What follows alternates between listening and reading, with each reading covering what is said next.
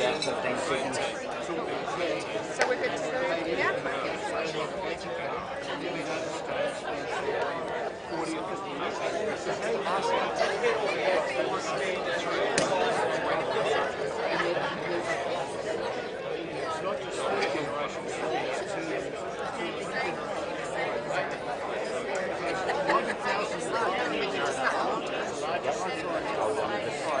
Start with the other guy. After we're good, I'll send the camera and we'll be away. Not so short. Oh yeah, well they don't. Yeah, like the elders, the church elders, you know, they run the line and think that they can walk on water. So everyone just goes on for every word. So they've got the reality of that.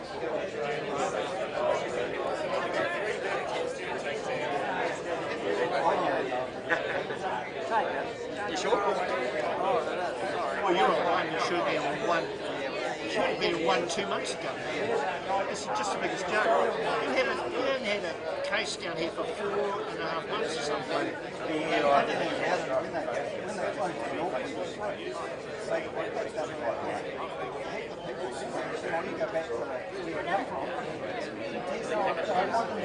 We'll be up dancing on the table. There was even Queenstown, going, oh, we don't want to be here for long. Oh, let's go to Queenstown for lockdown. And they were allowed to drink on the table. We're lucky at this people. A lot of it's stupid. I mean, we have quarantine that we do with stallions, so they do you know how to do it?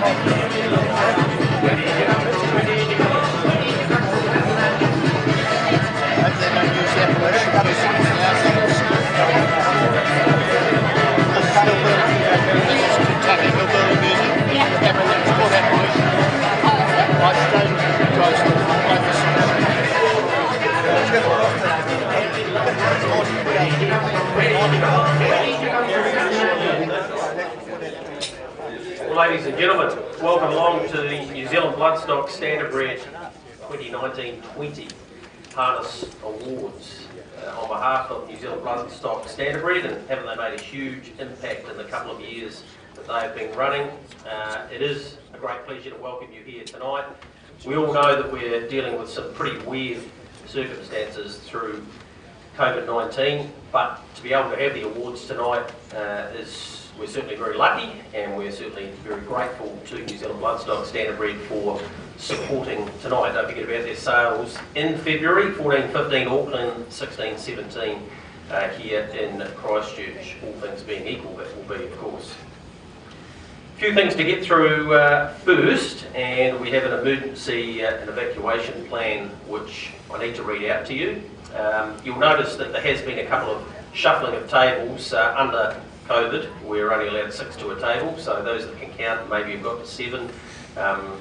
You know the story. We've had to do the platters for half a dozen people, so if there's 7 at your table, someone's probably going to go home.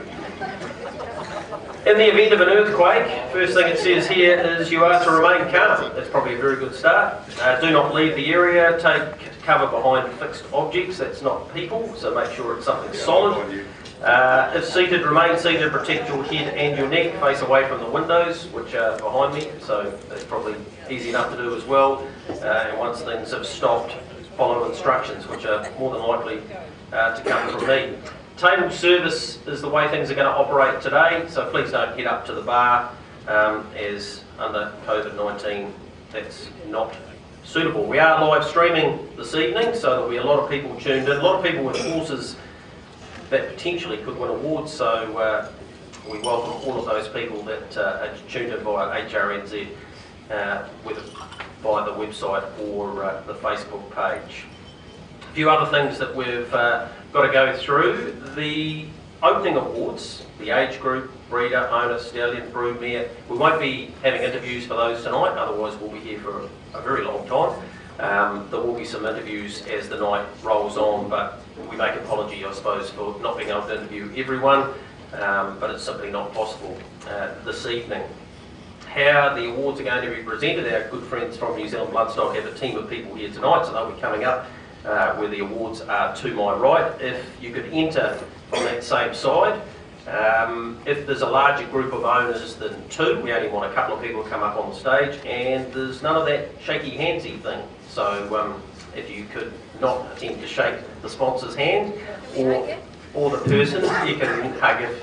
Well, I don't know. Are you allowed to? No, I think it's that elbow thing, but I've already got some heckling from the front table, which is pretty cool. Really pleased when they sat down there.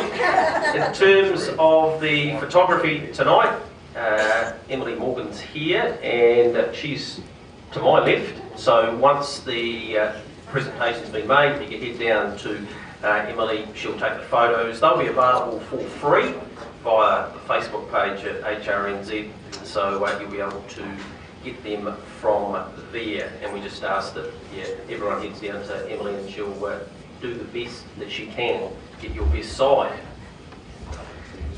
Special thanks tonight. Look, there are a couple of occasions where we thought this event might not happen, but there's been 3 people who have worked really hard to put this together: Michelle Harris, Dave DeSoma and Courtney Clark, and I think it's appropriate that we put our hands together for those 3. In pretty tough circumstances, have put together an excellent program, and we all know how important it is to acknowledge the success of not only the equine athletes but also the people within the sport who have achieved at the highest level. So it was important to get tonight done, and we're more than happy that we're here, and it's pretty much as a result of those 3 people. And it was a real challenge because of the level that we're in and the limited numbers that we're allowed to have here for the function tonight. Courtney's going to come up very shortly and sit alongside us in terms of where these awards are going to be handed out. Where are you, Courtney? Oh, she's hiding. She is already up here, which is brilliant. So without further ado, I think we will move on to the first of our awards, and it is the 2-year-old trotting filly of the year. Rachel Deegan, I think, is doing the first bracket of awards for us. The contenders there were 3. Lorena Del Sur, who was the winner of 1 of 3. Time Up the Hill, who won 2 of 4 starts, had another placing as well, as did Lorena Del Sur and Want to Play With Me, who was a winner and placed second in her 3 starts. The 2-year-old filly of the year goes to Time Up the Hill.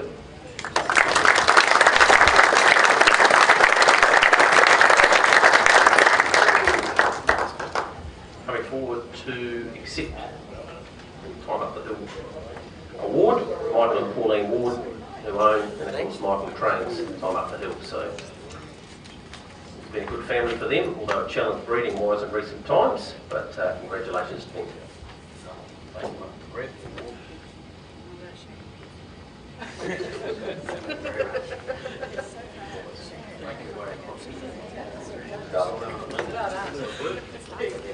Photographer, fantastic. Not a hitch. Number 1, which is good. The hand did go out, by the way, if you didn't notice, but anyhow, moving right along to our 2-year-old pacing filly of the year, and we had 3 contenders for this. Passion and Power, she was successful in 3 of 4 of her starts and was 4th in the Delightful Lady Classic. She's No Lady, who won the Delightful Lady Classic, her only win of the season, but she amassed close to $50,000. And Town Echo, who won 2 of 3, including winning the Cheviot 2-year-old filly stakes, the Old Leonard Memorial at Group 3, and Ariella, who also won at Group 3 level in the Southland Classic. The 2-year-old pacing filly of the year goes to She's No Lady. And the reasons here to accept the award, She's No Lady got 15 votes, ahead of Passion and Power 4, Ariella 2 and Town Echo 1. By the way, Time Up the Hill, the first of the clean sweepers, got 22 votes, so rock down there, mate. Okay. It goes that way, that's alright, it's not breaking any rules.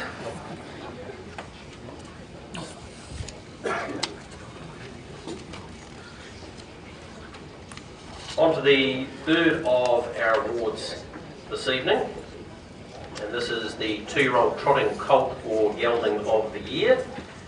We had a few contenders here. Eurocash, winner of 2 of 3. Franco Yorick, it's a pretty good season, wasn't it, for Team Hope. Franco Yorick had the 5 starts and was a winner and placed on 3 occasions. Gazman, 1 start, 1 win. 2-year-old trotting 2200 colts and gelding record it was at Alexandra Park. IC Fire, who won 2 of 3 and was placed in its other one. Lovin' the Port, who was only had the 2 starts for a winner and placing, and Regular Tire was the other eligible for this, who in its New Zealand starts did win 2 from 2. The 2-year-old trotting colt or gelding of the year goes to Eurocash.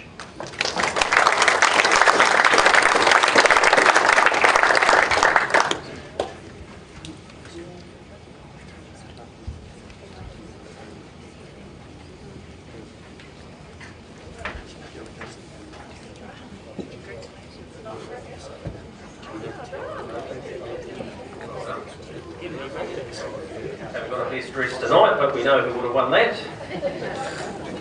Greg Hope. Yes, lovely shirt.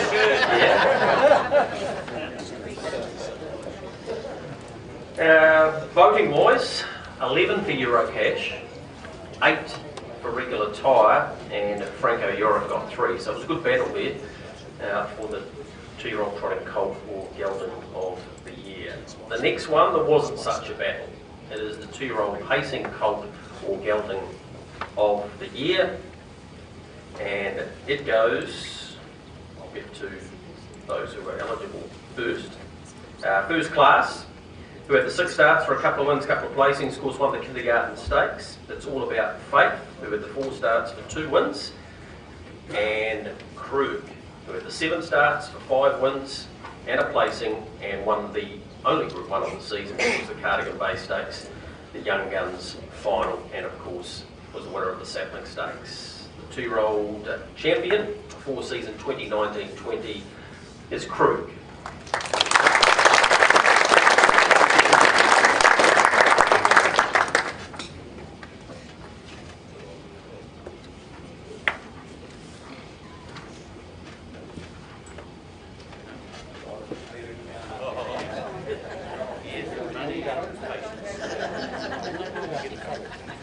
Brandon Chrissy, Dalgety, Ken Cummings, Helena, Mike Hanning, and Grant and Jennifer Dickey. So a couple have come forward. But all of the connections should go down for the photo. Let's make sure that happens.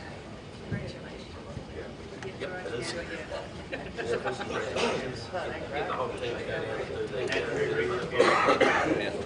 Great stuff. Of course, the first of our Group 1s is this Friday night. Sire Stakes for the 2-year-olds that are now 3, but we will understand that. And Krug will be a favourite, and I see he's drawn barrier 6. So Group 1 racing about to get underway at Alexandra Park this week. Congratulations to the Krug team thus far. Of course, expertly handled by the country's leading rangeman in Blair Orange. Next of our awards, the 3-year-old trotting filly of the year. Those eligible for this one: Chloe Rose, who won the 3 from 9, and the NZ Sire Stakes Fillies Classic at listed level, and held the New Zealand record for the 1980 set here at Addington Raceway. Tailored Elegance, who was the winner of 3 from 7. She finished 2nd in that Sire Stakes and had numerous other placings, but also set a couple of New Zealand records at Ascot Park and Alexandra Park. Vacation Hill, who won the 3 from 13, including the New Zealand Trotting Oaks, and had placings in the Sire Stakes Classic and the Hamiltonian Classic as well. The 3-year-old trotting filly of the year goes to Vacation Hill.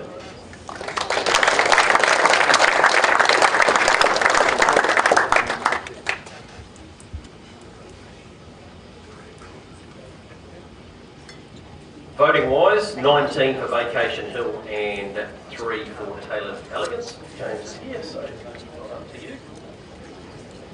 Congratulations. Outstanding filly, and took out the Oaks, of course.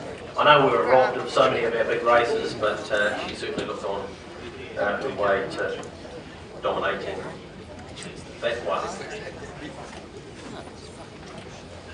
Grant Ingles is coming forward, New Zealand Bloodstock representative for the next series of awards, and we are up to the 3-year-old pacing filly of the year. Those eligible: Amazing Dream, 9 starts, 8 wins, 4-time Group 1 winner, including the Northern Derby, the Oaks up there as well, the Sales Fillies Final, the Sire Stakes Final, and the Ladyship Stakes, and she set a New Zealand record, of course, in the Derby of 3:16.2. Dr. Susan, who won 8 from 17, and did such a great job winning the Victoria Oaks, of course. Stylish Memphis, who won the New South Wales Oaks. Gee, they're a great bunch of fillies, these, aren't they? Pretty amazing, but the one horse that dominated throughout, she's a wonderful filly. Amazing Dream, all 22 result in terms of the voting. Jean Feast cannot be here, but she has been able to take it out with Amazing Dream, so the Ken asked her to come here. Grab the 3-year-old pacing filly of the year. Well done, Philip, and please pass on our sincere congratulations to Jean, because Jean and Bill, she's watching. Hi Jean, she's tuned in. Her record of selecting these yearlings is quite staggering, and Amazing Dream has done an awesome job. Big smile, yeah. Nice. Okay, moving right along, we're working through these. We've got the 3-year-old trotting colt or gelding of the year. Now this was one heck of a battle. Cracker Hill, 8 starts, 6 wins, couple of placings, Hamiltonian Classic, of course, winner, and a New Zealand record to boot here at Addington over the 1980. Midnight Dash, winner of 3 from 11, placed in that Hamiltonian, won Magic Kenny. Also did a magnificent job, 2nd in the Hamiltonian, and a New Zealand record here at Addington for the 2,000 metre stand. And Ultimate Stride, who ultimately was unbeaten.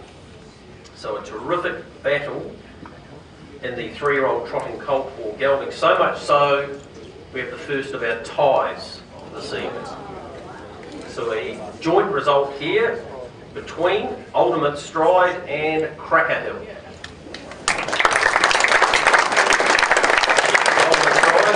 Congratulations here representing Emilio Rosati and his father Phil, and have Lex and Heather Williams, and of course trainer and driver Brad Williams in here as well. So right behind you, you're going to take one. Oh, Brad thought he was going to get both there. Make sure he gets the right one. Congratulations, mate. Well done, you guys.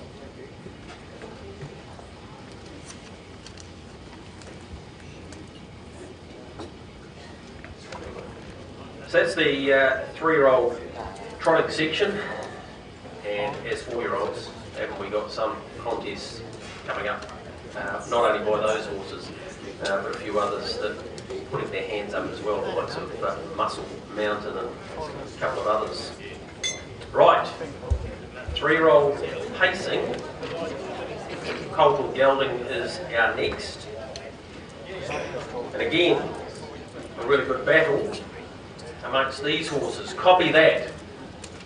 7 from 12 and 165,000, placed in the Northern Derby behind Amazing Dream.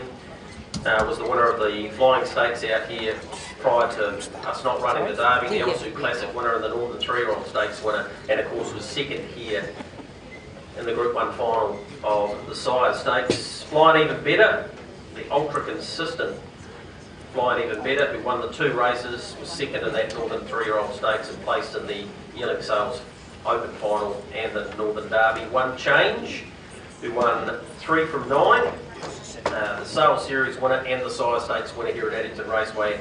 Notable placings as well from him. And Spirit of St. Louis, who won 8 from 12, and is a real speedy type, did a fantastic job to boot. The second of our ties here tonight, and it's 11 apiece for One Change and Copy That.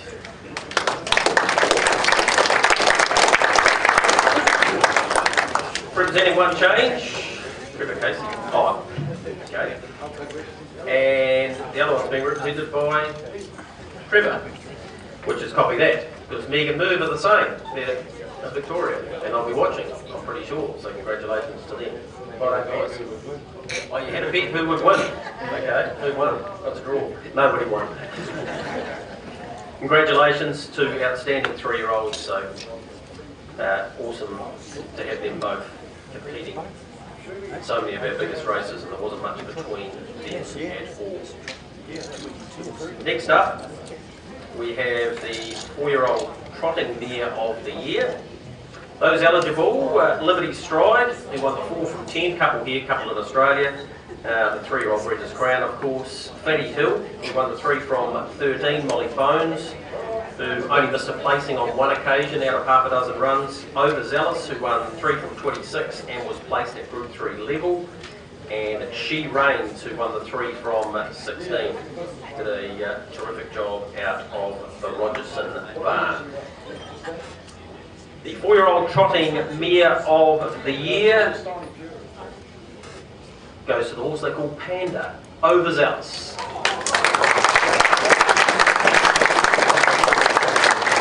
Here representing the Overzealous team, trainer Margot 9, and the man who does the steering, Peter Davis. So we all, sometimes he steers her.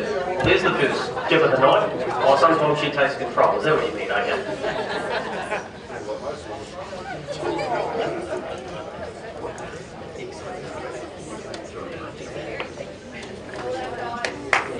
Great result there. 9 votes. She won that by, not by 9 votes, she got 9 votes. 7 Liberty Stride, 4 Molly Bones and 2 She Reigns. So pretty mixed across there. That's probably one of the most even we've had thus far. We go to the 4-year-old pacing mare of the year. Here's a bit of quality for you. Belle of Montana, 8 starts, 4 wins. Group 1 level, Queen of Hearts.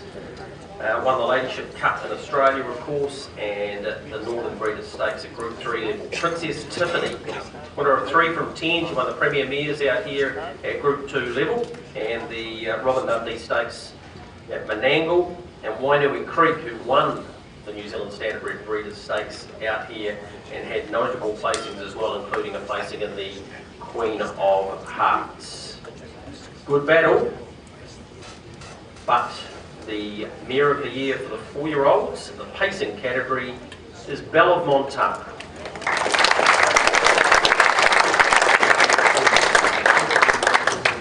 Here representing the Belle of Montana team is Ben Smith. Thank you, Ben, for coming forward.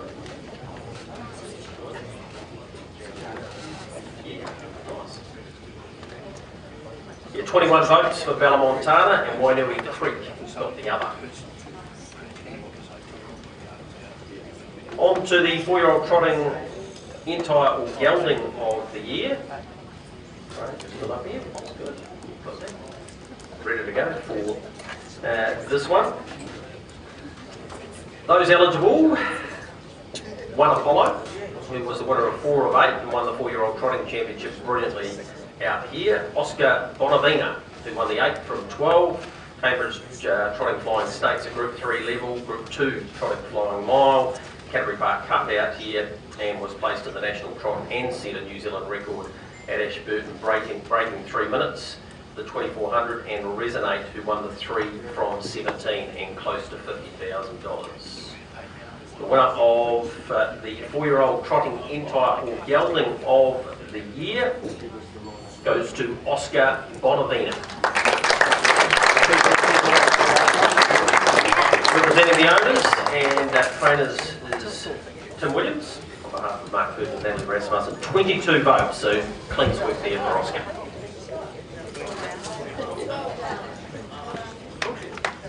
Oh, sorry.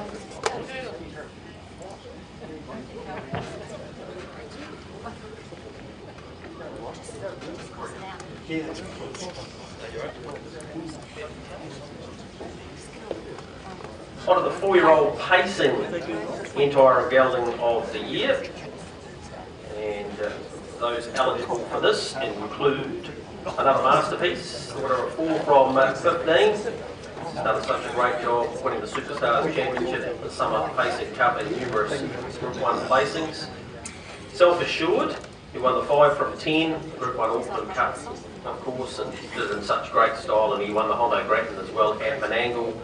And Ultimate Sniper, who won the 6 from 10, went through the Inter-Dominion Series unbeaten, including obviously the final, and had numerous placings and a New Zealand record to boot he set during that series.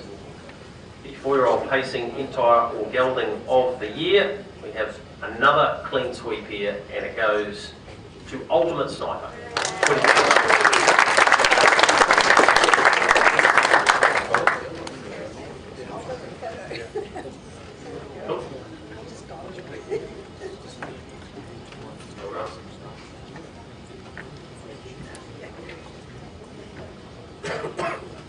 Congratulations to all of the connections associated with Ultimate Sniper, and he gave us such a great thrill through that whole series in December. You know, to the Crichtons heading off there to get their photo for the 4-year-old pacing entire or gelding of the year. 5-year-old trotting mare of the year. Horse is eligible for this one. Prez the Bell. She won the 3 from 15, close to 50,000. She won the Southern Lights Trot Group 3 level and was placed in the Summer Trotting Free-for-All here at Addington Raceway. Pretty majestic. Won the 5 from 10, the Northern Breeders' Stakes at Group 3 level. Splash Cola won a couple, including that Trotting Free-for-All here at Addington Raceway at Group 3 level. And Sonny Glennis, who just continues to race so consistently, the winner of 4 from 17. The 5-year-old and older trotting mare of the year goes to Pretty Majestic.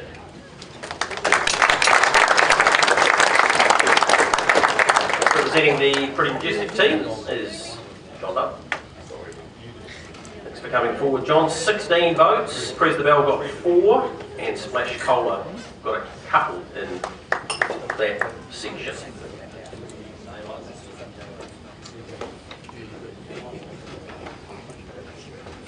Five-year-old and older pacing mare of the year is next.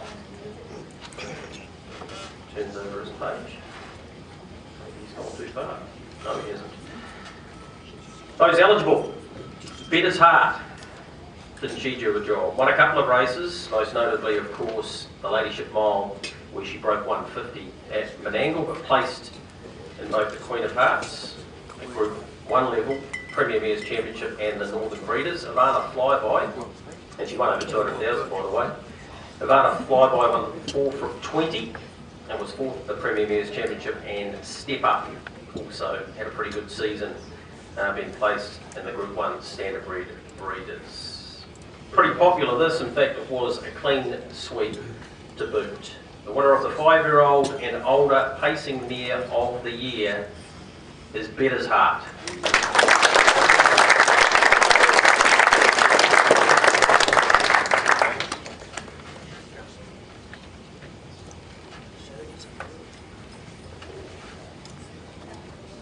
Now I'm going to break my own rule here, because I said there wouldn't be any interviews, but I think there needs to be an interview here. Stand and face the crowd, Peter. Congratulations to you both. This mare's done so many great things for you and the family, but when you headed over to Menangle and were able to deliver what you did over there, including getting a start in the Miracle Mile, that just about topped it all. It did great. No, it was a perfect month over there. We went over there on the strength really of 3 really good second placings to the top mares that were racing at the time, and thought we nice barrier draw, we might get the luck, and worked out. Certainly worked out. She went 149.7. As big a buzz as it was to win that race, when you heard the time, that must have almost been an even bigger buzz. Oh, incredible.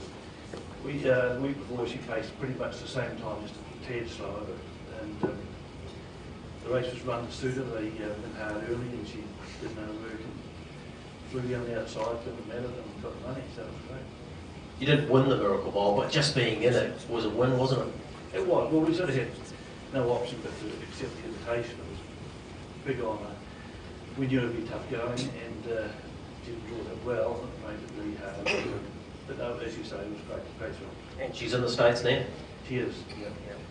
We thought the opportunity to see her over there was there, and pretty hard for those mares that have won Group 1 here now. She would have had probably 4 starts amongst her sex if we'd kept her here this year. And racing against the boys is damn tough.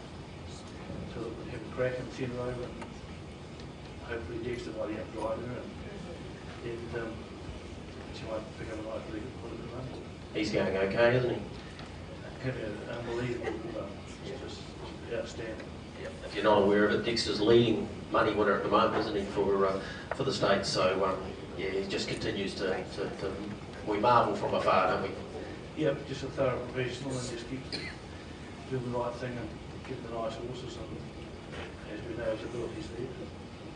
You've had a lifetime in the sport. Burlington Birdie took you to some pretty high levels, winning an Auckland Cup, but to have this mare do this at this stage of your career, and for the entire family, was a big buzz, wasn't it?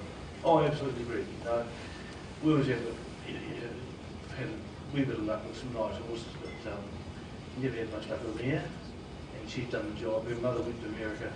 We brought her back at great cost, and we didn't get on real well breeding with her. We missed the first 3 years, and she finally clicked and produced this mare. So.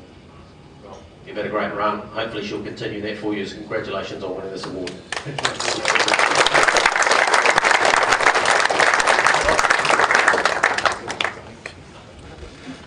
thought that was worth doing. Absolutely. All right, a couple to go in the early stage of our awards this evening.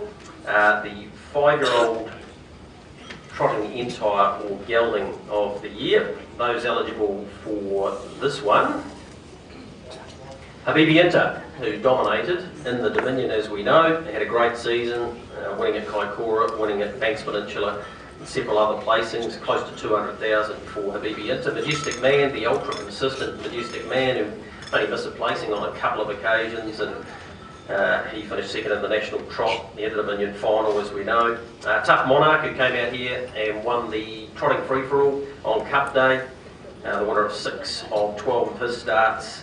And then Winterfell, who won 5 from 13, won the Inter-Dominion final, of course, and won the national trot as well, so a dual Group 1 winner. The 5-year-old trotting entire or gelding of the year goes to Winterfell.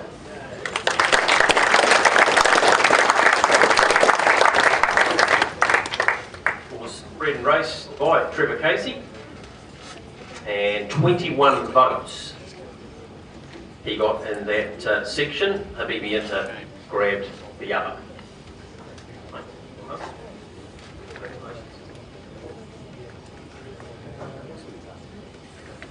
In the first bracket, the final award, the 5-year-old and older entire or gelding section, and we have eligible for this. Chase Auckland, winner of the Waikato Flying Mile, of course the New Zealand Pacing Free-for-All, the Medford Cup and the New Brighton Cup, and a string of other placings as well. Classy Brigade, who won a couple of races, the Morrisons Vase, and of course the Kaikoura Cup, won over 150,000, was placed in so many of the big ones, including the Cup and the Free-for-All.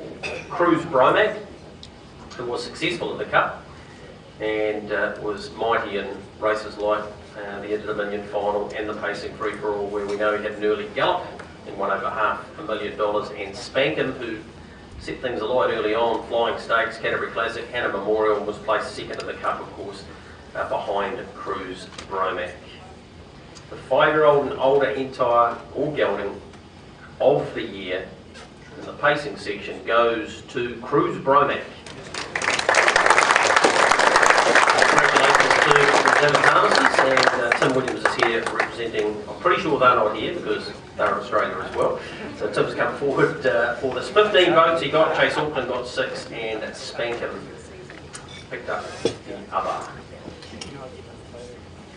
I think that's us for the first part.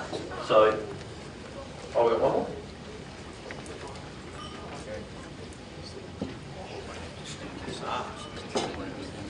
The last horse award for this section.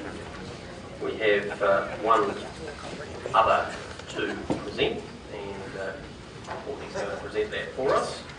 So I'll flick through here and find my notes. We have the Outstanding Contribution to Life After Racing Award. I think the inaugural one was last year, won by Julie De Philippi, who's well known for her exploits along with her daughter Mandy around rehoming the standardbreds, which is such an important part of our game, and of course showing those retired standardbreds and winning all sorts of ribbons and awards for that. This year's recipient has had a lifetime commitment to the standardbred and a real passion for rehoming and breeding. In fact, she had her first standardbred at just age 7 and was driving fast work by the time she was 13. Over the years she's produced a number of horses to a high standard, including a mare that she took to win Supreme All Breeds awards in both the ridden and in-hand showing.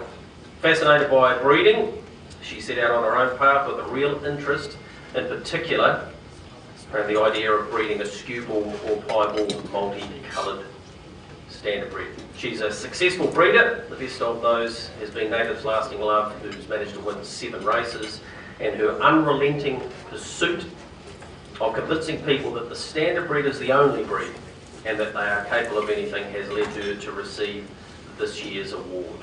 Please put your hands together for the Outstanding Contribution to Life After Racing Award winner for 2019-20, Melissa Watt.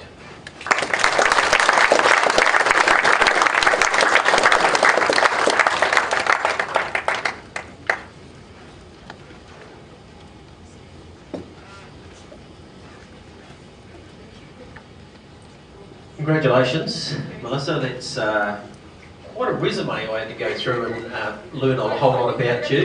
No, well, Dave DeSoma wrote an article earlier in the year, and that was certainly helpful. And those at HRNZ have told me about your passion. And where did this all come from? Why the standardbred, and why are you such a fan? It's from my dad. Dad used to train in the 80s, so started from an early age and just carried on with that. He was just a hobby trainer, but yeah, it was awesome. So you've carried on with it. I think at last count you might have had about 15 standardbreds, possibly a few more than that.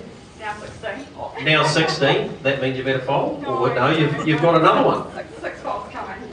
Six foals coming. Right, that's quite a commitment to the sport. And I understand Armroy's Pride, is she your foundation mare? And That's been a big part of. Yeah, totally. Yeah, Michael Leonard Stevens, they actually gave it to me, so that's where it all sort of started. So yeah, they'll be put there. Why the skewball, pieball? Why the fascination with that? Something different. I think one of the size books come out. I think it was 93-94 season, and Wilkie's Wonder was in there, and I was like, I need one of those. So it just basically just went from there. So yeah. What do you say now? I need one of those. Now you're up to 16. Where does this end? When I get a winner, basically that's my dream. Yeah, a Google winner, or I've got also buckskins, which is really rare too. So just a winner, a coloured winner. That's me. I'll retire. Yeah. That'll be it. Okay. In terms of you spreading the word about the standardbred and the retired racehorse and how important it is, you're unrelenting in this, aren't you? Yeah, just the breed. They're just so willing. So I don't know. They're just so great. Yeah, I love the breed. Yeah. We're very lucky to have you in our sport. Thanks so much for giving so much back to the standardbred, particularly the retired standardbred, and you are very deserving of tonight's award. Thank you. Ladies and gentlemen, Melissa White, that does complete the first part of our presentations. Take a quick break, enjoy something that has been put on your table, and we'll be back shortly to continue the awards with New Zealand Bloodstock Standardbred 2019-2011. Shakespeare, if you call something, I got your place. Oh, sorry, I read it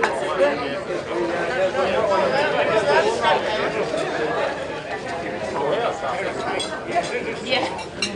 Scribbling on it. So no relation, obviously.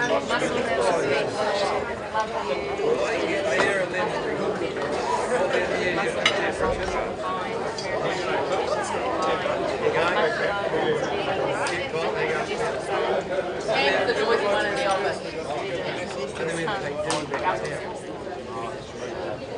Yeah. He's having a great season. Well, they always have. They always have. Yeah, he's always been right up there. Yeah, he's always been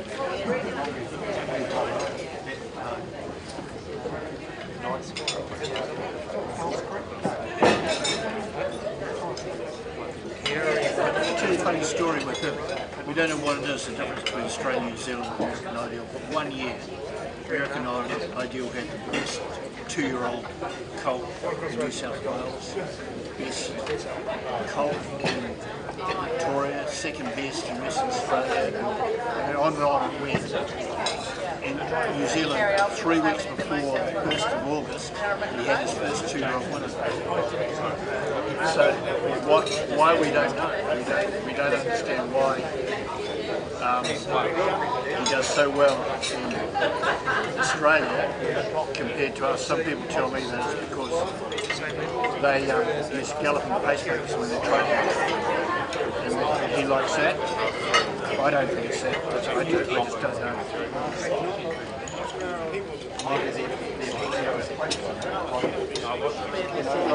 Training style. I think also that he probably got a better broodman than he did in New Zealand. So he had a better opportunity. So he'll pass it down. Better opportunity, I think, is what happened there. Oh, who knows?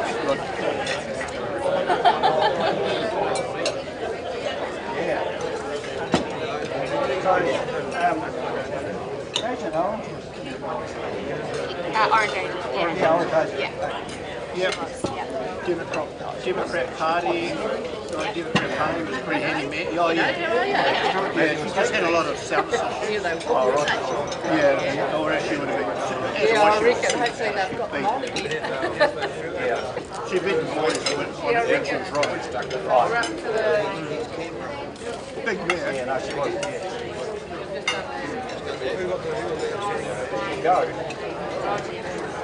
Oh yeah. She was a smaller for American. Right.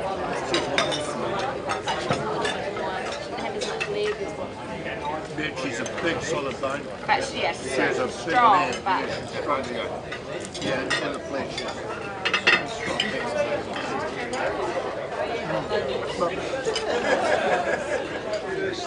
Beautifully bred.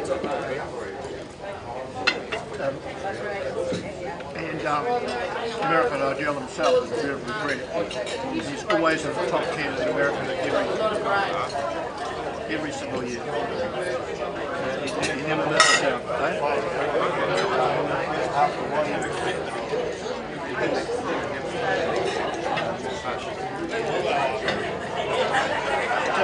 One in Creek. She's gone to Australia, hasn't she? Yeah, she did a great job over there. They've been very fortunate.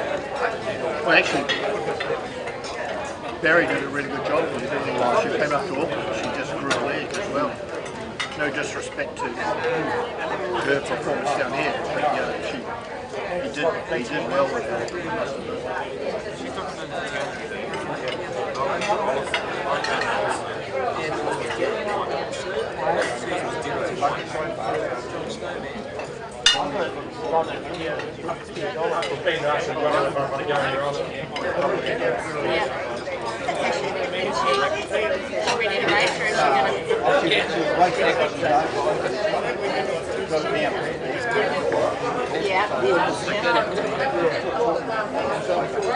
So you still line cut?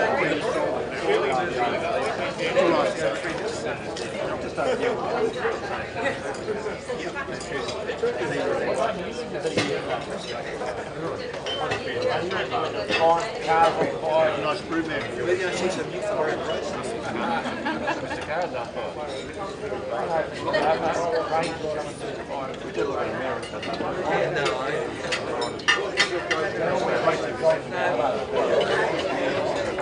It's good money. To come back.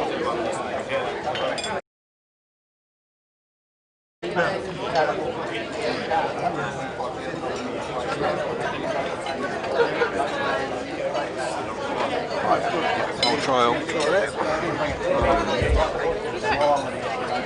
Yeah, no, I've gone back to the camera. You'll be 20 seconds behind me.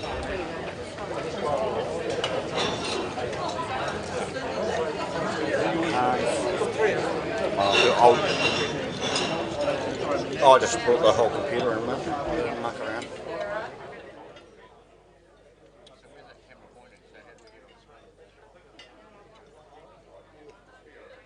Yeah, but that's why I carry so much crap on my boot. Now the audio should have dropped as well.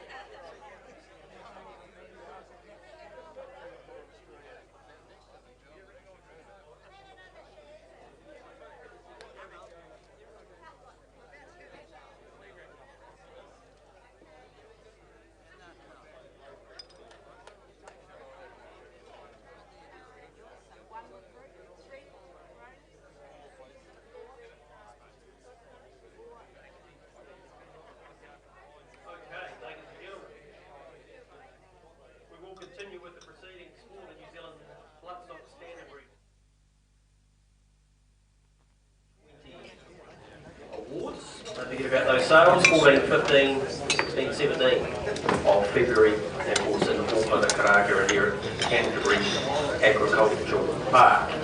Courtney, we're good to go again. The first award we have in this section is the best moment of the season. The interim CE for Harness Race New Zealand, Phil Holt, is going to come forward and present the award.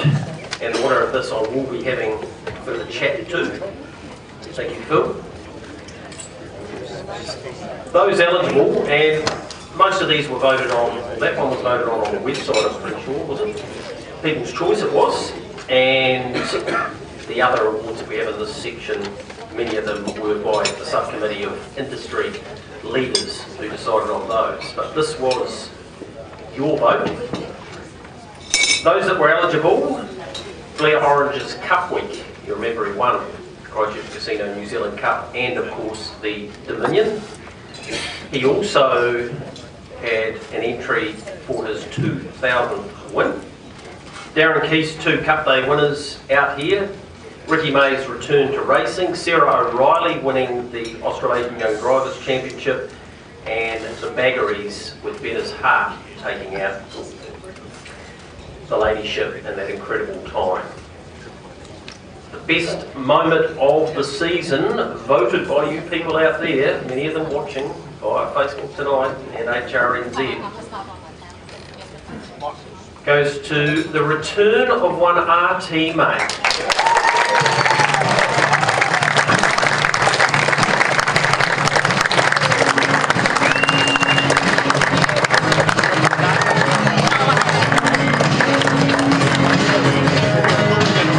Waihakan Dreams a half a length away. Danny Sharp Blue, Waihakan Dreams, centre right, they come to the post. Oh, that's close.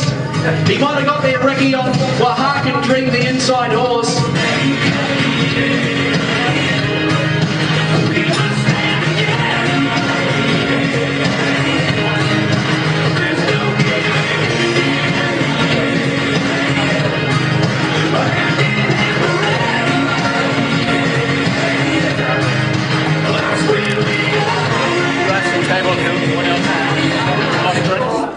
Ricky May, back doing what he does best, winning races at the Addington Raceway. Matthew Cross summed it up beautifully. That was a pretty special moment, not only to be driving a winner, Waihakan Dream, but to do it for your great mate Benny Hill. Yeah, I think he was more excited than me, to be fair, but you know, it was very good to get back in the win. There was a startled look on your face there when you thought, oh, I've got to go up on stage and have a chat. But as I said to you, there had to be a reason we needed you here tonight. But the people voted, Ricky, and they voted that having you back winning races at your beloved Addington Raceway as well was a special moment. We all know what unfolded on the 2nd of January, and the road back hasn't been an easy one for you or Jude, but to be back winning races back in January, February, March, all those recovery months would have seemed like an eternity for you, because I know how much you love being out there. Yeah, no, it was a bit tough, all right, Greg, but I guess I'm lucky to be here, to be fair. Yeah, I feel a bit sorry for the other people, because everyone's sick of hearing my name, you know. Blair's, what he's done, you know, this year, so I just, yeah. I mean, it's great that everyone voted for me, and, you know, I'm feeling good, and I think I'm driving good, and, you know, it's good to be back there. Got a couple of winners the other night. Arden's Ace was one of those, and your march towards 3,000 wins continues, and that's to the foremost of your mind, isn't it? It's one of the things that you want to achieve, and one of the main reasons you want to get back to join your fellow Methven man, and Morris McHenry, and of course Tony Hulahy. So that's one of the driving forces, isn't it? Oh, definitely, yeah. It'd be nice to get to 3,000. I've gone this far. I'm not getting any younger, that's for sure. But you know, as long as I think I'm driving good enough, I'll, you know, still be out there, and all you know, owners and trainers have been very good for me since I came back. We are very lucky to have you back. It's great to have you back driving winners. Congratulations on winning the People's Choice Award, if you like. Ricky May. Thanks very much.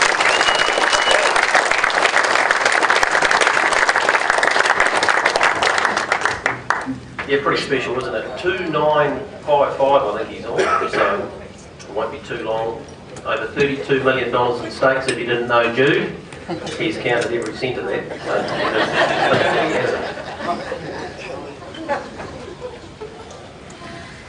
But well done to him. That's certainly, the people have spoken in that regard. Next award is the Trotting Broodmare of the Year. Brad Reed's going to come forward and present the next few awards for us. Trotting Broodmare, Pacing Broodmare of the Year, Breeder of the Year, and the Stallion and Pacing, Trotting Stallion and Pacing Stallion as well.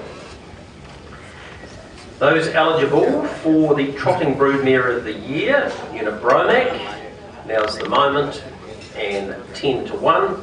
And the 2019-20 Trotting Broodmare of the Year goes to Unibromac.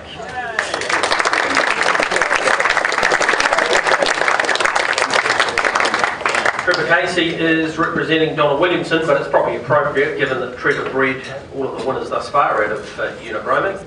She won 8 races herself by Live or Die. She's led Escapee, which Trevor had such a great run with, 11 from 39. Needle, who won 3 here and 16 in total. That horse Winterfell, that won the trotter for us, of course, the winner of the Inter-Dominion in 13 races, and Donna's bred a filly by Majestic Sun and is continuing to breed from Unibromac. So I'm sure Trevor will take that to her, and congratulations on that. Pacing Broodmare of the Year is next, and those eligible for the award this year, Reality Check, the ultimate broodmare, I suppose, in many regards. Star of Venus, who's left the Star and Self Assured, and Christian Dreamer, who's done a magnificent job. It started, of course, amongst her progeny as being this season's 3-year-old filly of the year in Amazing Dream. Pacing Broodmare of the Year goes to Christian Dreamer.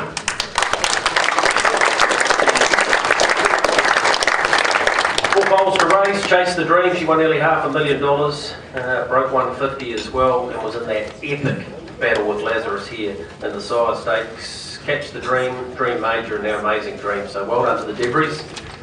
Great to have them here this evening with us. So congratulations to Vin and Daphne, and thanks for coming along to the awards tonight. Excellent stuff. Pacing Broodmare of the Year. Next award is the Breeder of the Year, and we have Woodland Stud, Lex and Heather Williams, and Trevor Casey.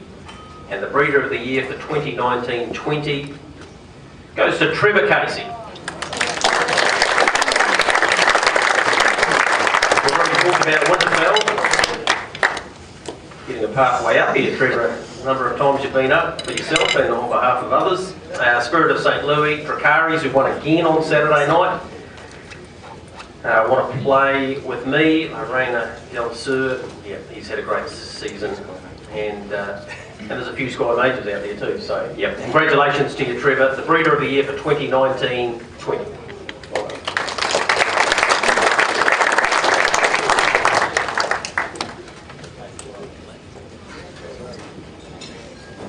Trotting Stallion of the Year, eligible, Muscle Hill, who's made such a huge impact, Monarchy, who just keeps on leaving winners, and Majestic Sun are the 3 that had the opportunity this year to be the Trotting Stallion of the Year. And for 2019-20, it goes to Majestic Sun. Malabar, of course, Simon Burns is here. He won $2 million himself, or close to it. Breeders' Crown winner, 3-time Australian Stallion of the Year. He won the Stallion of the Year here in 2017-18. And we've just been talking about Winterfell. When you think about Majestic Man, Sunday Sun, and Archel Calm, he just keeps on leaving the Majestic Sun. So congratulations to the owners of Majestic Sun and to Alabar, where he stands, of course. Pacing Stallion of the Year. Those eligible for that this year include Mark 3, Art Major, and Bettor's Delight. Incredible records, all 3 of those, but there is only one. Bettor's Delight. He wins his 10th straight title. Bettor's Delight.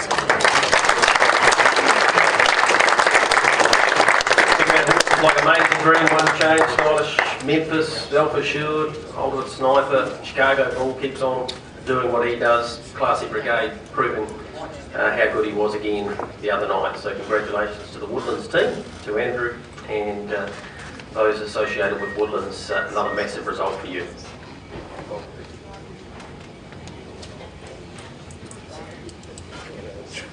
On to the owner of the year title, and James Jennings. Went off slightly before nominations before, but now you're up here. That's brilliant. Representing New Zealand Bloodstock Standardbred. That'll make it all the way back to the offices in Auckland, I'm sure. The owner of the year. Those that had a chance this year to be in that position: Chrissy Dalgetty, Trevor Casey, and Jean Feast. And I know you're watching, Jean, and now you've won the owner of the year as well. Congratulations. Jean Feast, Amazing Dreams, the 8 wins, self-assured before 5. And she also won a race with Stag Party, who's got barrier 1 for the Size Stakes final on Friday night, and Virgil too. So give me a score. Thanks to Jean. Thank you, Philip.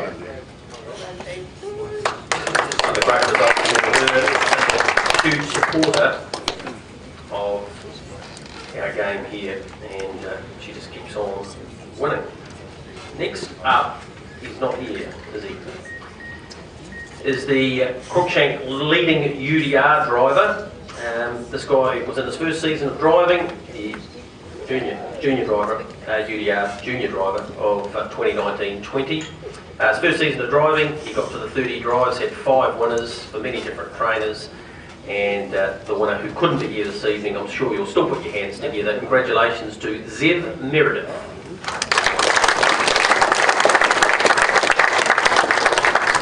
Congratulations to Zev, of course, works for Michelle Wallace and Bernie Hackett in the north.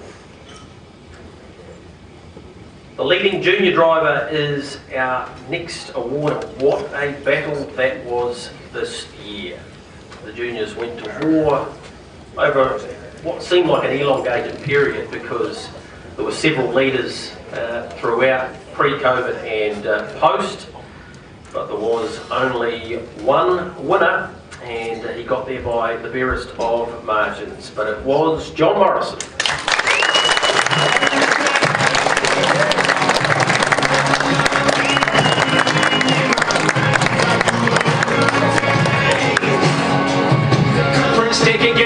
Princess put his nose in front, Prince Tekka, and Prince Tekka will score one at headquarters. Prince Tekka too good, beat home Sue Princess. John Morrison, there's 3 for the night. Misimpression. And then he scored on Love the Blues, and we make it 3 with Prince Tekka.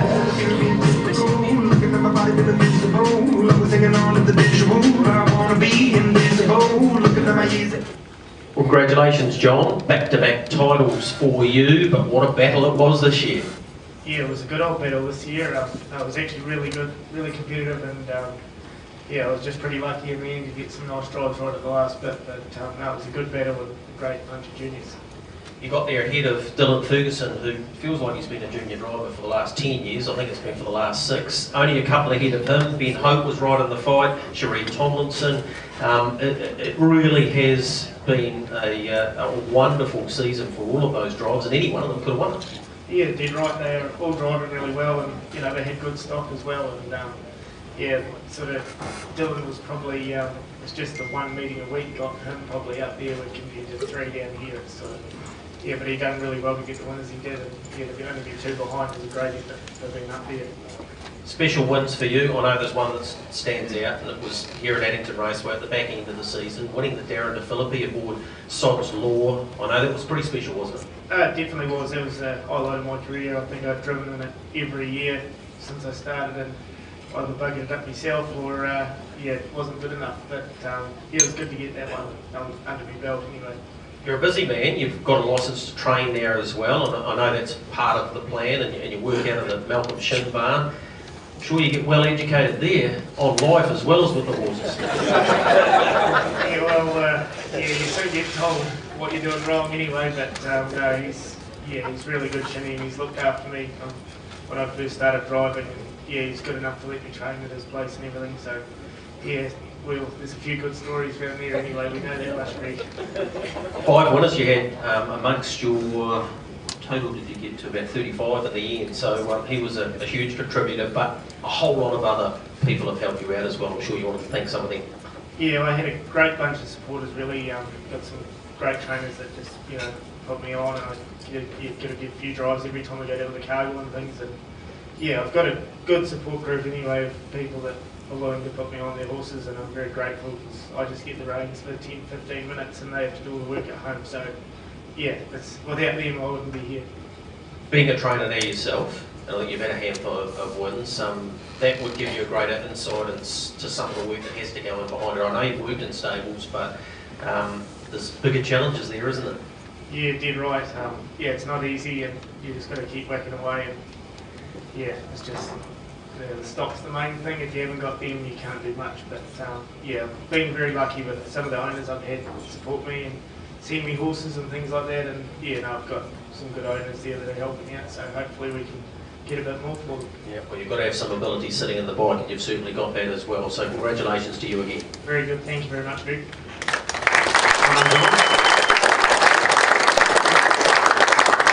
Talent, no question, and has done a fantastic job in a short period of time.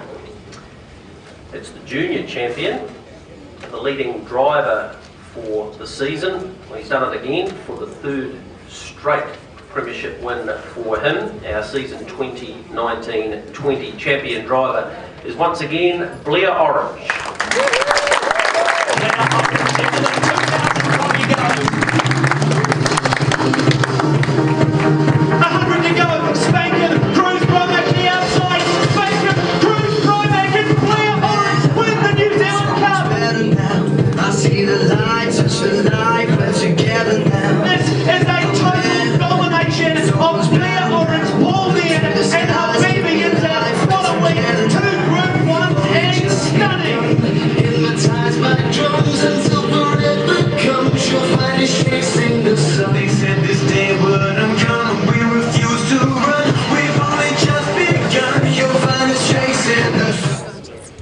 Congratulations, Blair. Some of the highlights there that we celebrated over the last season must still be entrenched in your mind. The Cup week that nobody could ever forget with Cruz Bromac, obviously winning the greatest race and the greatest trot race in the Dominion with a BB into just about couldn't have gone better. Yeah, for sure, Greg. It was you always dream about having to drive in the races, let alone winning them, and to win both was very special.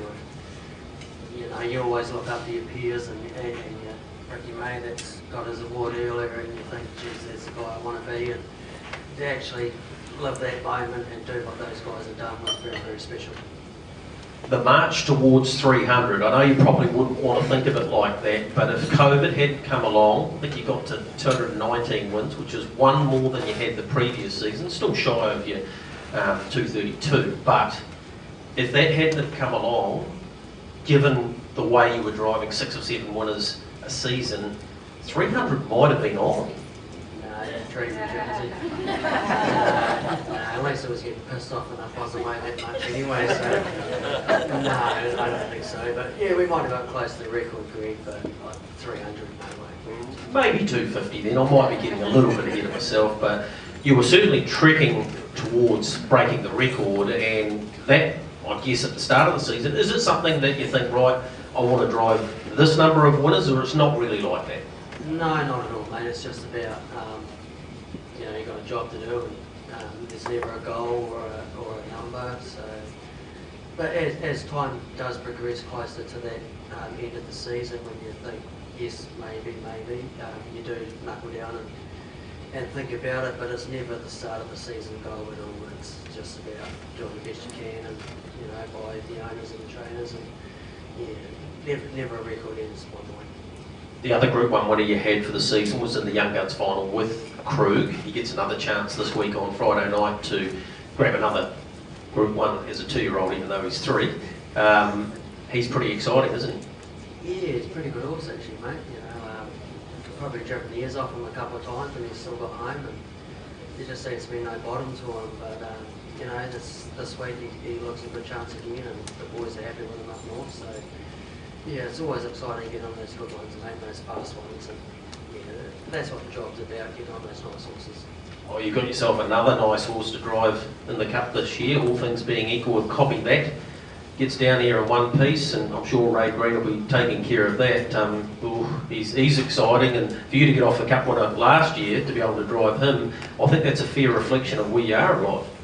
Yeah, just lucky to be in the right, you know, have the right owners, the right trainers that want you to drive for them. And I actually joked with Morris last week when I was up in Auckland. I said, would you please give that horse a call, brother, look after him in November. But you know, Morris is more than happy for me to drive in the Cup, and it's just the way it is, the way Murph wants it. So, you know, he's doing really good things up north at the moment, and he looks a really good chance in the Cup. So, you know, fingers crossed we can hopefully, you know, go back to back. All those owners and trainers out there that helped you get to another premiership, I'm sure you got a nice couple of things to say about them. Yeah, for sure, Greg. You know, like, you're only as good as the horse flesh you sit behind, and you know, without being able to get on with owners and trainers and different people in walks of life, and you know, if they don't like you, they don't put you on. And you know, I'm very lucky that I've had great support from the south and right through Auckland, and always grateful for that, and always will be. And, you know, they're the people that put me on the map, and I hope they never forget that, because without them, I'm nothing. And without your family, and Lisa's here tonight, and their great support, and you talk about the travel and the time that you've got to be away, there's still an operation to run at home, but for that matter, Ken Barron giving you that opportunity as well, it all plays a part, doesn't it? Well, it does, mate, yeah. Like, Lisa's pretty much a solo mum at home for 3 or 4 days a week, and I come home and tell her what she's doing wrong. So shut them up a bit, but you know, Ken's really good at home as well. He understands how it works, being a driver himself, and everyone has a role to play, and everyone fits in. So I'm very, very lucky I've got good people around me and good support. You're going to have another good season. You're already leading the premiership, I'm sure.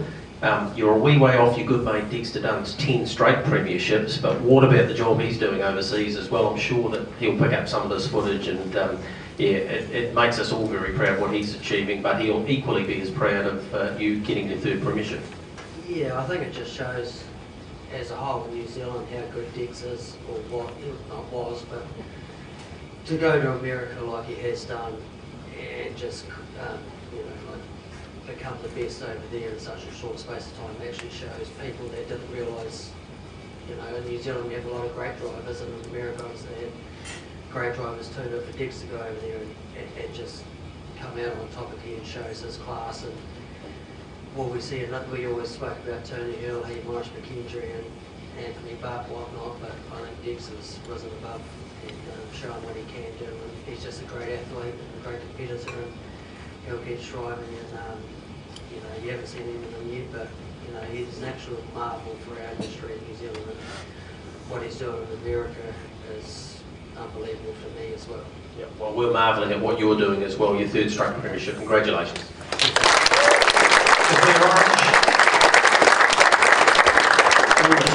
By 132. Matthew Williamson, another good season, and his good mate John Dunn, Blair's good mate, and Matthews I suppose for that matter, was in the top 3. And of course Blair got to the 2001 club, which is a pretty exclusive club to boot. Speaking of exclusive clubs, being the national training champion is not an easy task to achieve either. And after being first licensed back in the mid-70s, late 70s, he finally achieved it in season 2019-20. Our champion trainer is Robert Dunn.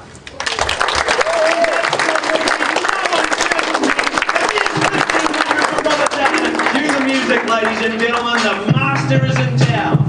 #1 Heisenberg, and a big salute from John Dunn. 1,500 career wins to Robert Dunn.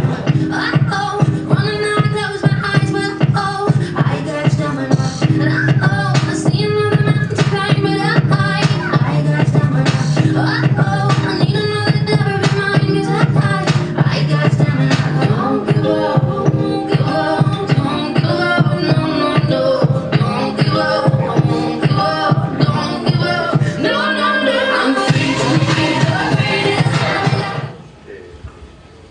loves this. He's just telling me how much he loves being up here. Let's start with Dad not being able to be here tonight. This will be a special night for him. He'll be tuned in for sure and to grab his first premiership. And I know people say it's COVID related, but I think even the All-Stars might admit that he might have got there regardless. Yeah, definitely. And he definitely deserves a great. So he can't be here this evening, but you're going to take that award back, not only for him, but all the staff, both here in the south and in the north, because they've all played a huge part. Yeah, massive part, like you say, a few years ago, from decided to move to Auckland for good and left me down here. And to win the premiership, 2 stables, we need a lot of good staff, vets, barriers, and we're very lucky we've got a great team around us. Yep. Of course, you got your father-in-law who's sitting at the table with you, Craig Edmonds, who's a master horseman in his own right, and you're travelling a lot, just like Blair. So, you know, when things are left at home, you'll know they're going to be done properly. Yeah, great thing about the father-in-law, got a massive part to play really in the stable. So, I'm married to the right girl there. Yep, you certainly did that. I was going to get to Jenna, talk about support, but you got there first, which is fantastic for you, I'm sure. 95 wins for the season. That day at Kaikoura will stand out, won't it? Yeah, that was a memorable day. Definitely one we won't forget, sure. Yep. Okay, you won the cup, of course. Glastonbury came back winning here the other night, which was terrific, and Heisenberg won the age pace. So you've had a stellar season, and you've competed in all of those big races. It hasn't always come off, but gee, numbers-wise, you must be very proud of that. Yeah, like I say, numbers-wise, we do race a lot of horses, and to do that, we've got to have a lot of great owners. And I was doing RJ this afternoon actually, and I think Newman's and that, they've been 40 years with them, so that takes some big effort, and there's a lot of other good owners that have really supported the stables. And we do race them. We don't mind racing a horse, and we've been a bit unlucky not to. We're very competitive, not to win bigger races more often. You're right about racing them. I saw the nominations come in for Addington today. I think there's about 19 for Thursday night. So that horse will race, and without the support of your sort of stables, that's enormous. But logistically, it must be enormous. Who's in charge of all of that? RJ. So RJ does it from Auckland when you have 19 down here. I'm not so convinced that's true. No, it's a team effort. Me and RJ, we sort of we're very close together. We bring each other every day and go through everything. So it's both of us really. Right. Well, you take that trophy back to your stable. He'll get an opportunity to see it at some stage. And congratulations to you all. That's been an incredible effort. I think the All Stars collectively, I wrote it down actually somewhere. Since 2008, there's only been 2 people win the premiership outside of whether it was Mark with Grant or Mark with Natalie, and that was Crandell Betty, of course, and now you guys. So that just shows you how hard it is to win. Yeah, it's very hard, and they're hard people to beat. They've got great setup and great horses and great facilities, so we'll take it this year. Yep, you're still raising the bar all the time, and you've grabbed that premiership, so well done. Thanks, Greg.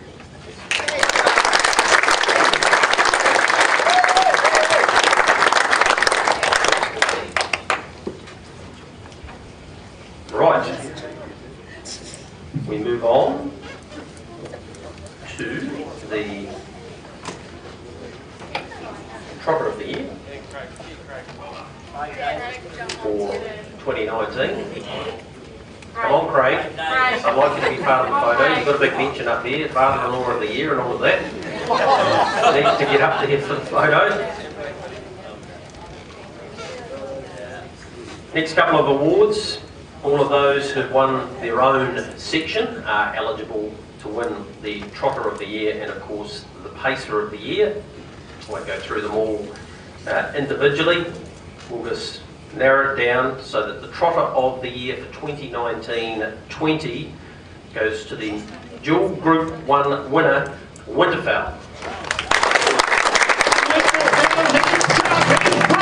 He's the Agile Biscuit and Sons Interdominion Trotting Champion winner. In a world that keeps on pushing me around, but I'll stand my ground. And I won't back down.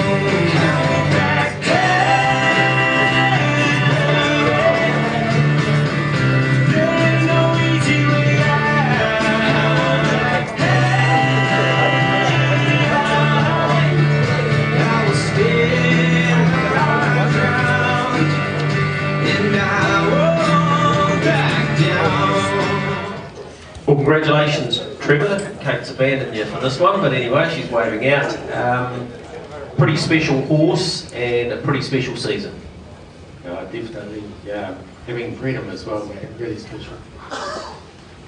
He won himself the Inter-Dominion final. There were plenty of people suggesting before that series that he'd need to lift, and I was probably one of them to be fair. But the right-handed way of going certainly seems to have clicked with him, because not only did he win that, he won the National Trot as well. But the Inter-Dominion's always really special, isn't it? Oh, definitely. I've been privileged enough to run 2 seconds with Africa many years ago, so to get Winterfell to come up and win it was really special. Yeah, when you think about Africa and your breeding and racing horses since then, the trotting breed, and when you've pardoned Lazarus, I mean, you getting to those peaks, it's hard to imagine getting there again, but the trotting gait has always intrigued you, hasn't it? It's always been a great challenge.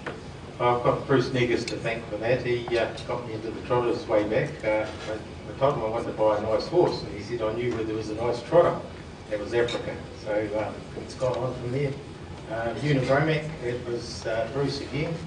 He had both of them, and he said I had a little die trotter. And I said, little die trotter?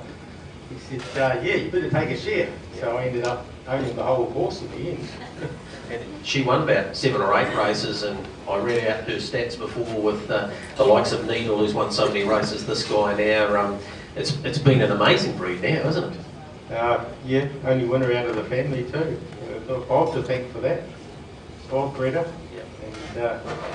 And he had the foresight to breed it to live or die, but trotting definitely grew the speed into them.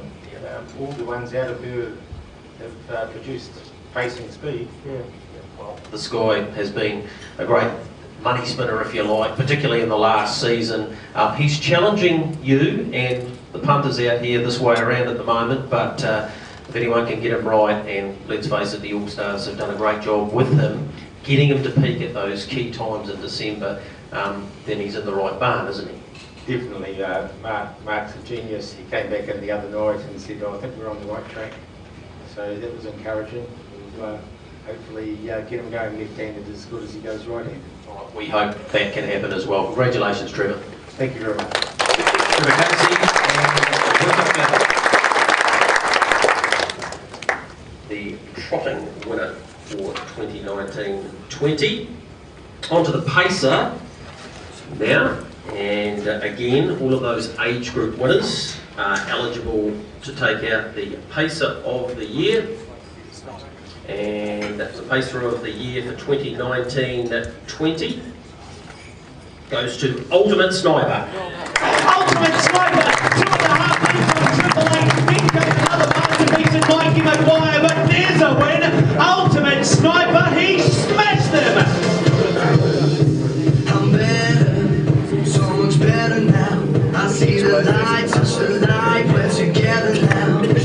I'm better, so much better now. Look to the skies, give me life, we're together now. Only just begun, hypnotized by drones until forever comes. You'll find us chasing the sun. They said this day wouldn't come, we refuse to run. We've only just begun, you'll find us chasing the sun. Just back to that previous Winterfell, 21 votes over Habibi Inter with 1. Ultimate Sniper, 11. Beat Amazing Dream, 10. And there was one other, which I haven't written down. My apologies there. But that's how close it was. And it was always going to be a great battle, Glennis. But he battled very hard for you, winning the Junior Free-for-All out here, and then the Ultimate Inter-Dominion, if you like. Well, it's just been such an amazing time, and through, well, first of all, Cup Week was kind of like a lead-in for him. It took a long time to come up pre-Cup Week, and then the stallion just took a while, but he showed his true class on Cup Day, and then to go on to Auckland and go through the Inter-Dominions unbeaten was just, yeah, pretty amazing and very, very special for all of us. So, yeah, very, very happy with him and very, very excited, and yeah, what a horse. Phil Crichton's with us. Phil, you've been in the breeding game for a long time, been in the racing game, obviously raced a number of good horses, but he's got bottomless pit there, hasn't he? He just keeps on trying and does it at such great speed. the ultimate was the end of the Minions, sitting part and doing what he did. I'll always remember those races. To go through an Interdominion series unbeaten and to not have all favours at all. He didn't have the best barriers a couple of times. As you said, he had a tough task in a couple of the heats and again in the final, but he was simply superior for a 4-year-old to be able to do that. Don't see it very often. No, he was in the final. He was running on empty the last 50. It was just the courage that got him there. I've seen a photo of him when he arrived back at the stables, and many people in this room probably have seen that as well. He looks to have developed into an amazing specimen now. It would be the most exciting horse I've seen. Magnificent. Yeah. Well, we look forward to seeing him. He looks better in the flesh, according to Glennis. That's fantastic. What are the plans? Have they been set in stone? Well, I think the plan is just to keep on track with his rehab program, and he's now back jogging and being hobbled, so it's just onwards and upwards, and we are not targeting the Cup, despite what people may think, and our goal is probably the Auckland Cup. All right, we'll look forward to hearing about his progress. Congratulations on winning the Pacer of the Year for 2019-20. Well done.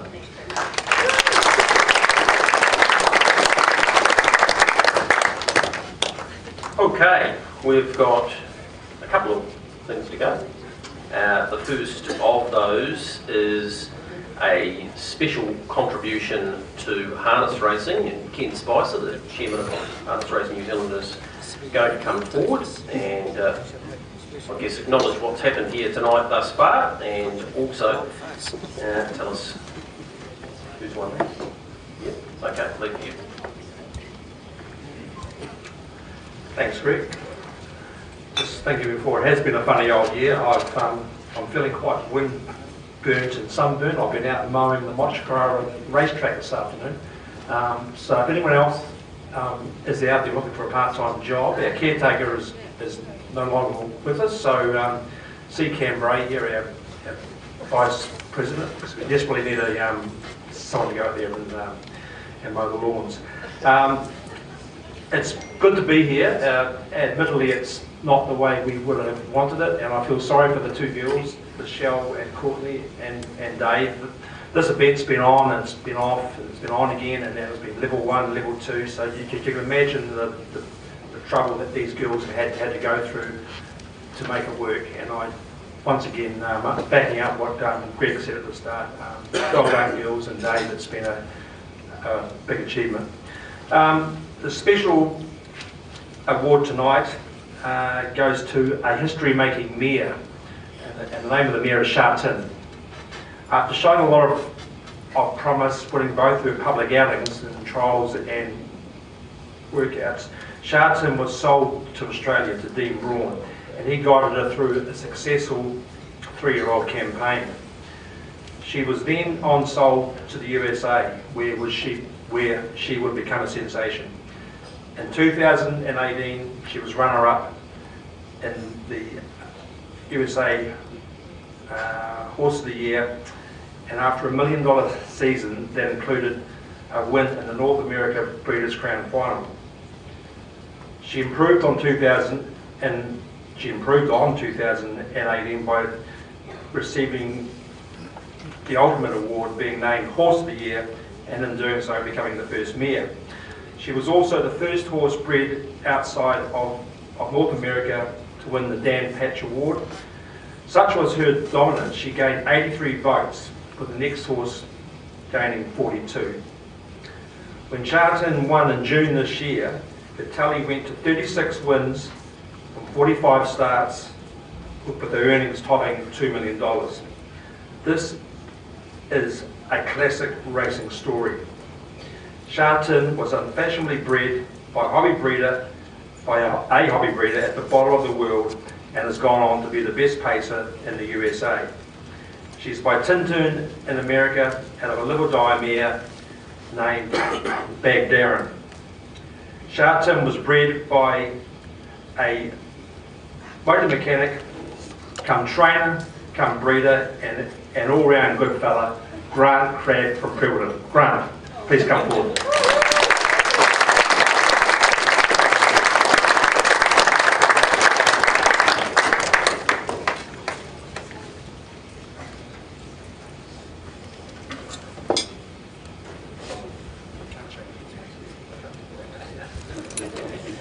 Congratulations, Grant. That's a great yarn, what he just read out there, and it must have been an amazing ride for you so far.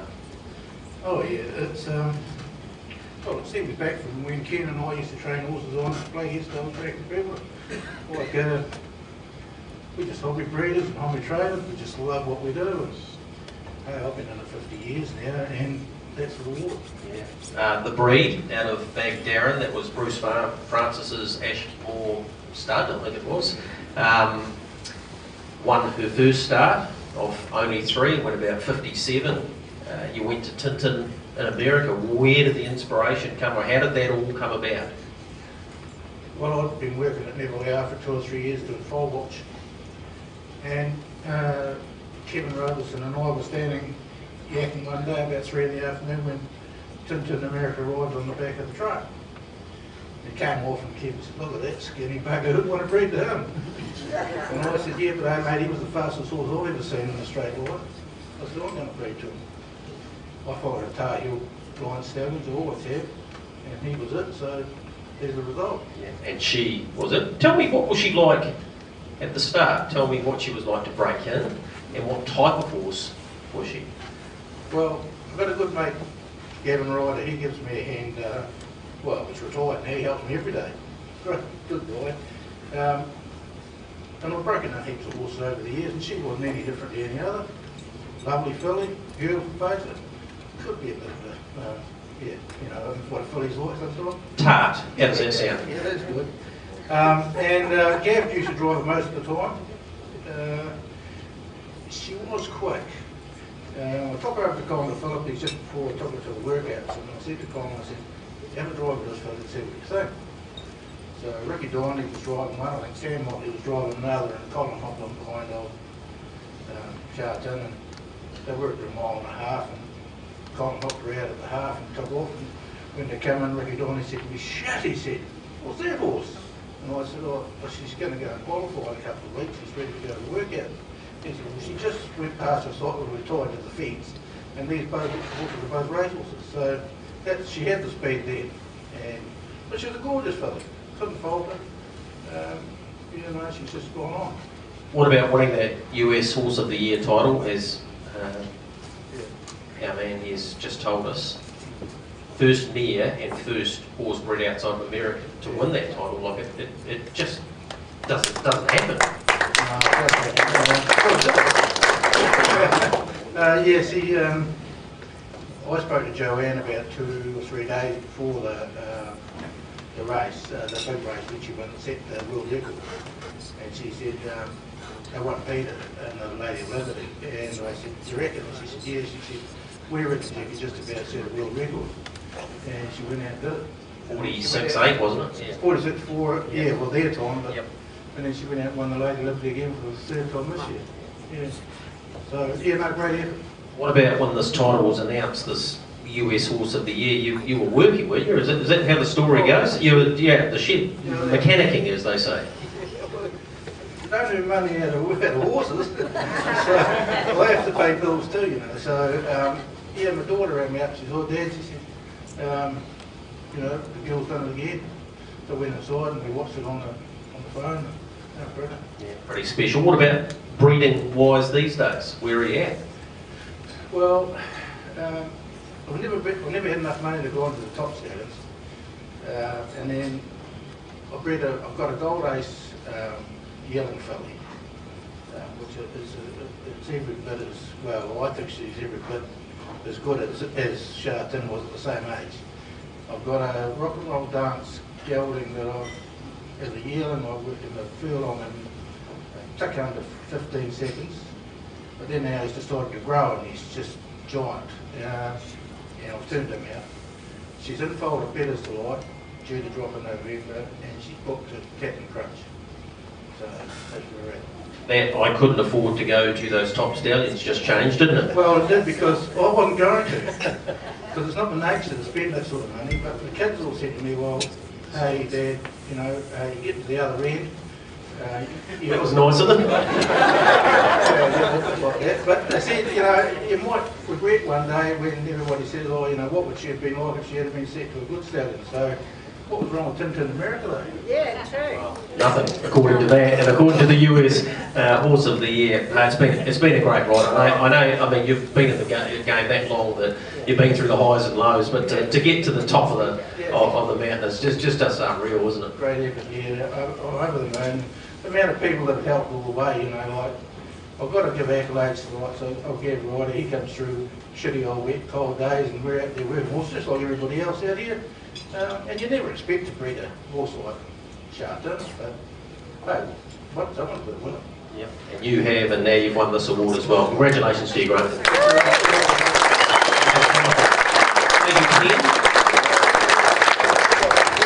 It's a great story, isn't it? You listen to that all the time, and yeah, it's blow your way stuff, and it just shows you that it can happen if you stick at it for long enough, and being in it 50 years, he certainly has deserved, or does deserve it of that. I think Ken's going to stick around for the final award of the night, and of course it is the ultimate award. It is for the Harness Horse of the Year for 2019-20. I guess it comes down to the pacer or the trotter of the year, and this year's champion harness horse is Ultimate Sniper. Ultimate Sniper is awesome. Equine athlete who goes through the Interdivision Series unbeaten. You could be the King Kong banging on your chest. You could beat the world. You could beat the war. You could talk to God, go banging on his door. You could throw your hands up. You could beat the clock. You can move a mountain. You can break rocks. You can beat the master. Don't wait for luck. Dedicate yourself and you can find yourself standing in the Hall of Fame.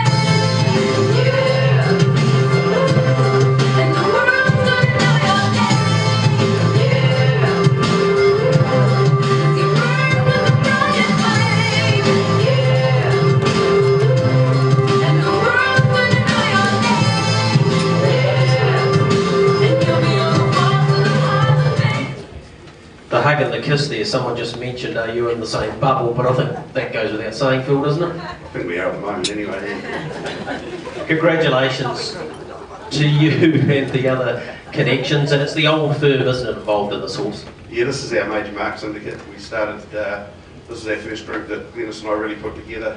Must be 12, 13, 14 years ago now, though I can't remember, but it's every year we line up and buy 2 or 3 colts at the sale, and yeah, we've had an amazing run this group. So yeah, it's this is just a beast of a horse this one of the year. So he's got a lot in front of him, we hope. All right, it's Kevin Risley, the Risleys, and of course Gavin Douglas, and all over there as well. So yeah, Phil and Margaret. So yeah, pretty special group of people that have enjoyed great success together. Yes, it is. Yeah, you know, and it's. I just have to say, you know, to Harness Race New Zealand, I'm glad that you actually have got these awards off the ground. You know, like. It's a lot easier. They've been challenging times for everybody, but as an industry, we've got to celebrate successes, and it's not really probably for the likes of Glennis and I so much, but when you actually take this stuff back down to all of the breeders and the participants, the studs, these are vital things. You know, we've got the sales coming up again. We've got challenging times with COVID. You know, these sort of things in the page are vitally important. And you know, how they're recognised is probably not the key to it. It's the fact they are recognised, and we must remember that. You know, like you've just had, you know, the breeder of Sharpton up here. We're an international industry now, and you know, we compete in the States with the very best. Not only drivers, we've got our best at some of our good trainers up there, but throughout Australasia. And we can't shy away from it. We are bloody good at what we do. As little old New Zealand does an unbelievable job. So, yeah. And I've, you know, as a number of you know, I believe that we have to actually celebrate these things and make sure that the recognition's there to everybody in the industry. So, everybody works so damn hard, and there's a lot of people who have a lot of skill in the game. So, we just need to make sure these things carry on, and we realise just how important they are overall. Well said. This horse. Gee, what a December, what a latter part of November, including Cup Day, of course, but an Inter-Dominion series, touched on it before, to go through unbeaten, was pinch yourself stuff. Well, it was, you know, and he never got any favours, like right through from, you know, heat 1 to 3, and then you know, going through to the final, we've got to remember he's 4 years old. You know, it's, a lot of people forget that he was still a young horse and very lightly raced. So to achieve what he did through that period, and you know, like, I mean, Natalie drove him, you know, super aggressively, but that's the way that he likes it. He's an up and rolling type of horse. You know, to sit back and pansy him around and look for a sprint home, he's going to get nailed every time. He just so you've got to play a horse to his strength, and I think that's the key part of what Natalie actually achieved. And you know, that whole Bird and Rasmussen team out there that get these horses peaked for these big races, and you know, I don't think they were you know, terribly confident going into that final. You know, because he was 4, and I think the petrol tank was sort of dropping off full a wee bit, and then to do what he did and hang on, it was a terrific effort for him. So yeah. This is not your first ever Horse of the Year title, but I know that you will treasure this because it's not hard to win. I got no idea. You know, like it's you look at the competition that's up here, and you know, just the pacer of the year. You know, like for Gene with Amazing Dream with 10 votes, that's an unbelievable effort. You know, like 3-year-old filly. It's yeah, to beat the boys Derby Day. I know, you know, like I'm up here a couple of times for Jean, so I'd just like to mention just what she puts into the industry as well. She's a super lady and puts a lot of money in, and she loves New Zealand racing, and we know because she's talked to Glenys and just how much it breaks her and Bill's heart that they can't travel. Like all of us, they're stuck in our bubbles supposedly. So yeah, so it's hard on everybody, and it's going to be interesting. You know, we've got feature races this week in Auckland, and no public. It's a bizarre world we live in today. It certainly is, but your horse thoroughly deserves to win this award for 2019-20. Please take it back to the All-Stars as well, how appreciative we've been of the way they prepared this horse and how exciting it's been to watch him. So, yep, you can absolutely give a shout out to those. Yeah, well done. Yeah, thanks Matt, Mark and all the team at All-Stars. So you do a super job for all of us, and we know better than anyone how hard you work, because we get the work list, and Natalie always kindly doesn't get us onto the worksheet too much before 9, so it's great. Well, congratulations to you and the other owners. The Horse of the Year for 2019-20 is Ultimate Sniper.